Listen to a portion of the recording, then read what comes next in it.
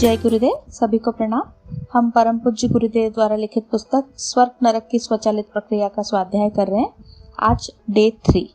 तो अभी तक हमने क्या पढ़ा था कि अलग अलग माध्यम से गुरुदेव हमें बता रहे थे कि कर्म का फल तो भोगना ही पड़ता है। जैसा भी हम कर्म करके आए हैं, निश्चित रूप से हमें उसका कर्म फल तो भोगना ही पड़ेगा, चाहे वो अच्छा हो या बुरा हो। अच्छा किया था तो अच्छा भोगेंगे, बुरा किया है तो बुरा भोगेंगे। तो उसके अंदर कोई मतलब हम अगर सोचें हमारी बुद्धि अब तो सतमार्ग पे चल गई है, तो भी जो पुराना किया वो तो भोगना पड़ेगा। उसे हम सहज स्वीकार कर पाएंगे, ये हमारे में एक परिवर्तन आएगा, आगे नए कर्म नहीं बनेंगे। तो अलग अलग माध्यम से हमें यहाँ पर ये बताया गया था कि कर्म का फल भोगना पड़ता है। उसी क्रम में हम आज देखते हैं, आज का बोया बीज कुछ समय बाद फल देता है, आज का जमाया हुआ दूध कल दही बनता है, आज का आरंभ किया अध्ययन, व्यायाम, व्यवसाय तत्काल फल नहीं देता, उसकी प्रतिक्रिया उत्पन्न होने में कुछ समय लगता है। इसी विलंब में मनुष्य की दूरदर्शिता और बुद्धिमत्ता की परीक्षा है। यहाँ पे देखो कितनी गहरी बात अगर हम समझें कि आज अगर हमने बीज बोया तो उसको हम खाद पानी देंगे, रोज धूप आएगी, उस पर लगेगी, फिर एक समय आने के बाद उसके अंदर से फल निकलेगा। ऐसे ही अगर हमने दूध है तो हम सोचे तो उसको हमें 4-6 घंटे भाई रखना पड़ेगा ना। गर्मी का टाइम है तो हमें 4 घंटे में दही जम के मिलेगा, सर्दी होगी तो रात भर भी, कई बार 8-10 घंटे में भी दही नहीं जम रहा, फिर हम उसे कंबल में लपेट के रखेंगे या हम उसको गर्म जगह पे रखेंगे। कितने तरह के ट्रिक्स हम उसके लिए करते हैं। पर वो आज का तुरंत तो हमने दही में जावन डाला तो दही नहीं जम जाएगा ना। दूध में हमने जावन डालेंगे, एक निश्चित तापमान पर निश्चित समय के लिए निश्चित जगह पे रखेंगे, तब जाकर के वो दही बनेगा। आज हम सोचें कि भाई नौकरी मिल जाए, बच्चा स्कूल जाना शुरू हुआ, पर ऐसा नहीं होगा। उसे 12वीं तक पूरी 12 साल तो स्कूल में पढ़ने पड़ेंगे। उसके पहले आजकल तो ये किंडरगार्टन और ये 3 साल इसमें लगेंगे। फिर उसके बाद अगर उसको कोई टेक्निकल जो उसमें डिप्लोमा करना है, वो प्रोफेशनल क्वालिफिकेशन लेगा, तब जाकर के उसको जॉब मिलेगी। जब बिजनेस करना है तो पहले पूंजी लगाओ, समय लगाओ, श्रम लगाओ, उसके बाद में जाकर के आपको उसका फल मिलेगा। तो ऐसे ही कर्म का भी होता है कि कर्म हम सोचे कि हमने आज किया और तुरंत उसका फल मिल जाए, ऐसा नहीं। वो समय आने पे अपना फल देते हैं, वो पकता है। जो कर्म किया है वो अपना अंदर ही अंदर पकता रहता है वो, और जब समय आता है, परिस्थितियां अनुकूल उसके अनुसार होती हैं, कर्म के अनुसार, तो वो अपना फल देता है। यहीं पे तो परीक्षा है कि हम कितना इसको दूरदर्शिता के तौर पे देख सकते हैं। बच्चे जब हम कोई बिजनेस लगाते हैं तो हम पहले ही सोच लेते हैं कि हम जानते हैं कि ये बिजनेस में 2 या 3 साल तक तो अभी हमारा ब्रेक इवन पॉइंट पे चलेगा। भाई हमने जो लगाया वो निकल जाए तो बड़ी बात है, या शुरुआत में तो कम हो गया, अभी हम ज्यादा मुनाफे की नहीं सोचें, अभी तो बस लगाए जाए इसके अंदर। तब हम ये दूरदर्शिता रखते हैं कि इतने समय के बाद हमें प्रॉफिट की उम्मीद रखनी चाहिए कि हाँ ये मिलेगा। ऐसे ही जब पढ़ाई करते हैं तब भी हम जानते हैं कि हाँ ये कोर्स करेंगे, उसके बाद में अच्छी जॉब मिलेगी, पर उसके लिए कोर्स की फीस भरनी पड़ेगी, उतनी पढ़ाई करनी पड़ेगी, फिर आगे इंटरव्यू फेस करना पड़ेगा, तब जाके अच्छी नौकरी मिलेगी। हम ये दूरदर्शिता, ये बुद्धिमानी रखते हैं, तब हम वो चीजें समझ पाते हैं। पर कर्म के मामले में हम ये चीज भूल जाते हैं। यदि तत्काल फल मिले तो किसी के भी भले बुरे का निर्णय करने की आवश्यकता ही न पड़ती। झूठ बोलने वाले का मुंह सूजा जाया करता, कुदृष्टि डालने वालों की आंखें दर्द करने लगती, चोरी करने वाले के हाथों में गठिया हो जाता, तो फिर कोई व्यक्ति कुकर्म करता ही नहीं। ईश्वर ने मनुष्य के निजी विवेक और कर्म स्वातंत्र्य को कार्यान्वित होते रहने के लिए और कर्म और फल के बीच अंतर रखा है। इस धैर्य परीक्षा में जो असफल रहते हैं वे सत्कर्मों की सुखद संभावना पर अविश्वास करके उन्हें छोड़ बैठते हैं और कुकर्मों का हाथों हाथ फल न मिलते देखकर उन पर टूट पड़ते हैं। तो यहाँ यही है कि हमने ये सोचा कि हम जल्दी से सोचते हैं कि बस इसका रिजल्ट मिल जाए। अगर ऐसा ही हो कि तुरंत अभी हमने कुछ कर्म किया और उसका फल तुरंत मिल जाए, तो फिर ये मनुष्य जन्म में हम बार बार जन्म लेके आने का, इस यात्रा का क्या मतलब। यहाँ हम इसीलिए आते हैं लर्निंग, कि पहले जो हमने किया यहाँ आके इम्प्रूव करें। कुछ अच्छा करके आए थे तो अब समाज को कुछ अच्छा देकर जाएं और उसमें आगे बढ़े।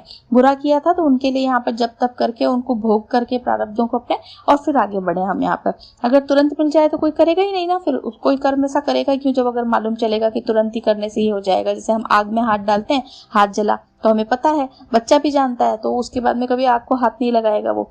तो पर कर्म के मामले में हम इस चीज को अगर सोचें कि तुरंत मिले तो फिर कर्म होगा नहीं। पर इसके कर्म और फल के बीच में जो डिफरेंस है वो क्या है, धैर्य का है। कि जिसने धैर्य रखा कि कर्म का फल मिलेगा, वो तो सत्कर्म उसको अच्छे मिल जाते हैं, और जो इस पे विश्वास नहीं करता वो उसको छोड़ देता है जल्दी से। तो फिर उसको लगता है कि कुकर्मों का मतलब इसके, वो कुकर्म करने लगता है कि ठीक है ना, जब हम इतने सत्कर्म कर रहे हैं कुछ लाभ तो होता नहीं, इतने साल हो गए जब तब करते, पूजा पाठ करते, लोगों की सेवा करते, कुछ मिलता तो है नहीं, तो क्यों हम ये करें, हम भी चोरी बेईमानी करें। बिजनेस कर रहे हैं तो ठीक है ना, हम लोग ईमानदारी से बिजनेस कर रहे हैं, हमें मुनाफा कम होता है, वो लोग भी तो कर रहे हैं, उनको इतना लाभ होता है, तो हम भी कर लें, रिश्वत ले लें। तो ये चीजें करके अगर सत्कर्मों का फल नहीं मिला तो उसके लिए कुकर्म करने लगते हैं।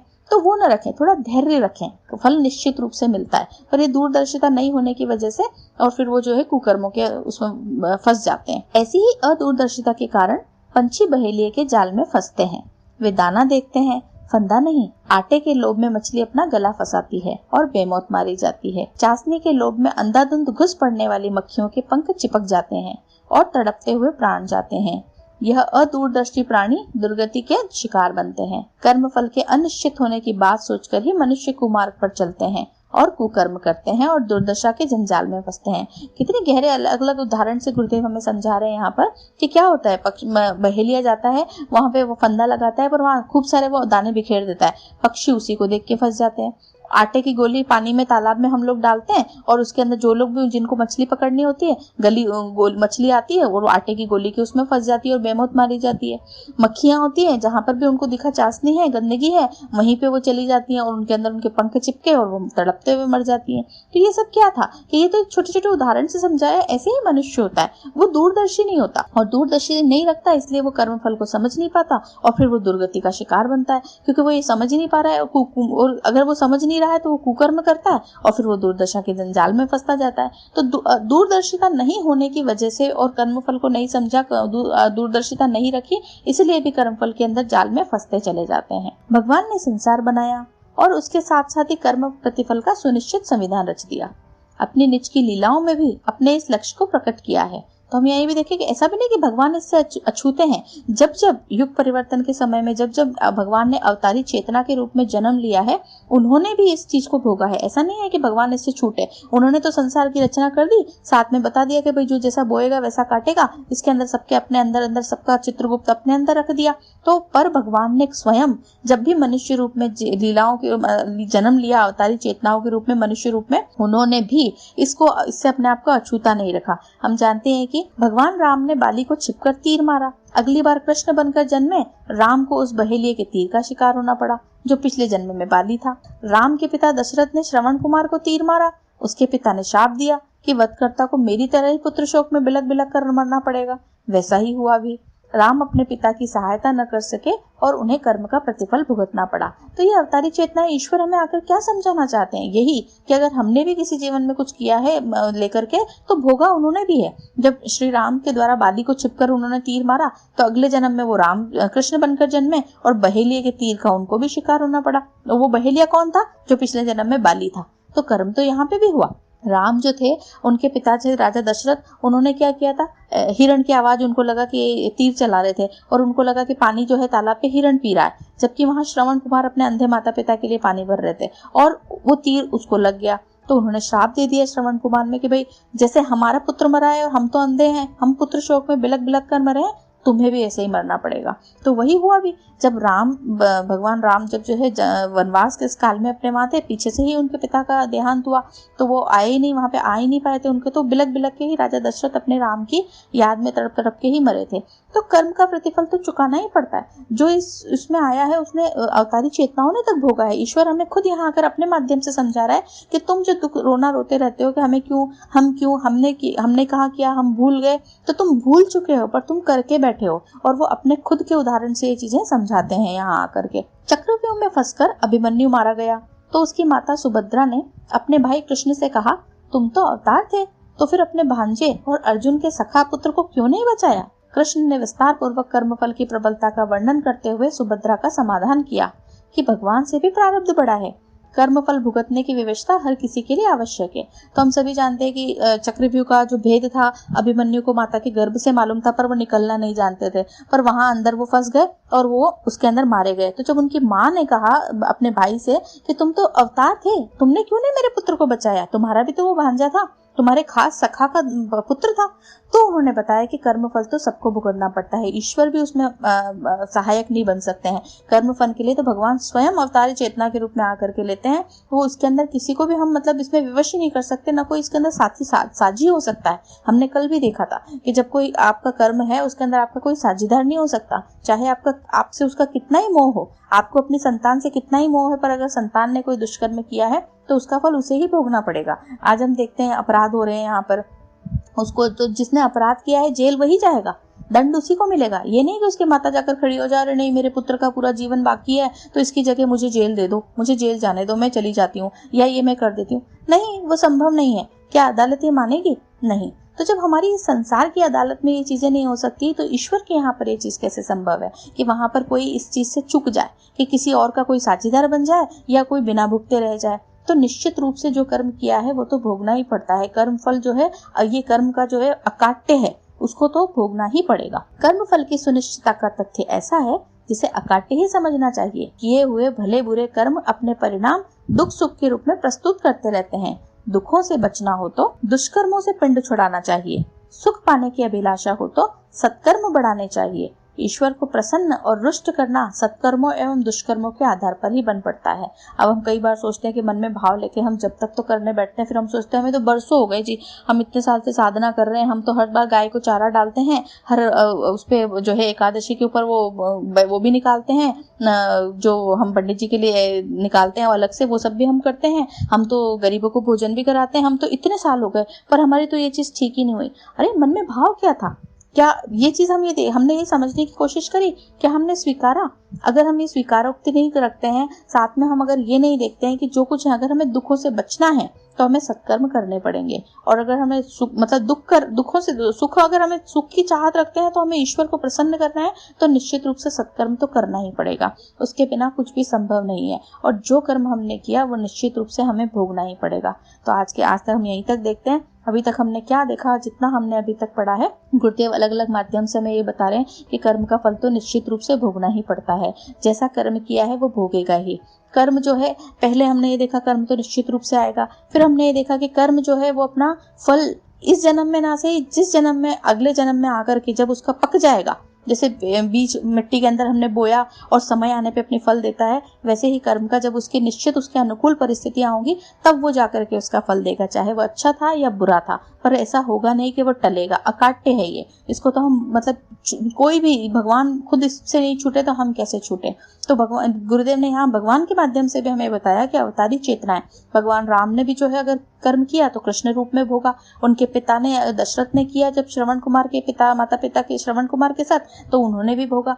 तो अभिमन्यु ने किया तो उसने भोगा। तो सभी ने, जिसने भी, हमने देखा है कि जिसने भी जो भी कर्म जिस भी जन्म में किए हैं, अवतारी चेतनाओं ने भी, महापुरुषों ने भी, संतों ने भी, बड़ी बड़ी और भी हमें से बहुत उदाहरण है, निश्चित रूप से उन्होंने उस चीज को भोगा है। पर जिन्होंने सहर्ष स्वीकार कर लिया कि हाँ ठीक है ये कर्म थे, उस वक्त मेरा अज्ञान था, उन्होंने उसको स्वीकारा, तो उनके लिए थोड़ा कष्ट कम हो गया। फिर वो रोना रोते नहीं रहे, अरे हमारे साथ ही ऐसा क्यों, या हमारे साथ ही ऐसा क्यों, वो चीज नहीं रही। पर हमारे उसके पीछे की भावना क्या थी? तो ईश्वर प्राप्ति चाहिए हमें, हमारे जीवन में सुख चाहिए हमें, हमारे जीवन में हम चाहते हैं कि हमें मानसिक शांति रहे, समृद्धि रहे, तो अपने कर्म हमें अच्छे करने चाहिए। हमें किसी से कुछ पूछने की जरूरत नहीं, किसी के लिए कहीं जाने की जरूरत नहीं कि हमारे साथ ऐसा क्यों।